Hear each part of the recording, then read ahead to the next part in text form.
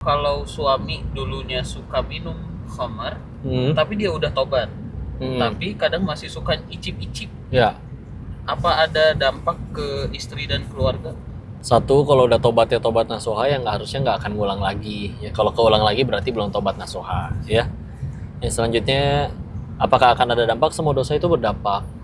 Kadang karena kita nggak sayang sama diri sendiri, mau nggak mau Allah nyadarin kita dengan orang yang kita sayang. Kita tahu banyak orang yang mungkin bikin dosa, dia udah kena batunya masih maksiat lagi, maksiat lagi.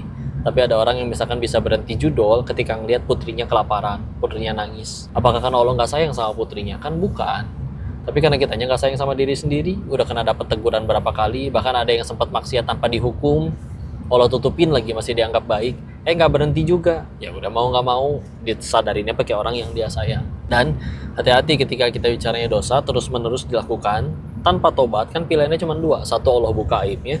Dua, Allah matiin pas lagi maksiat. Kenapa akhirnya aibnya dibuka? Karena kadang ada orang yang itu dia Tuhannya bukan Allah, tapi Tuhannya mulut orang. Jadi ketika maksiat ketahuan, orang udah mencaci, menghina, viral, baru dia berhenti. Padahal kan surga kita nggak di mulut orang. Tapi kalau ada yang udah ketahuan pun masih ngelakuin, naudzubillah. Ini pernah ada kejadian, naudzubillah, meninggal, punya jabatan publik, kita nggak sebut namanya, terus meninggalnya tanpa busana dengan sesama laki-laki di hotel murah remang-remang, naudzubillah. Meninggalnya hina tentu, tapi kan kalau kita pikir lagi, Allah yang segitu maha penyayangnya nggak mungkin matiin dia dalam keadaan sehina itu kalau itu maksiat baru sekalinya seumur hidup.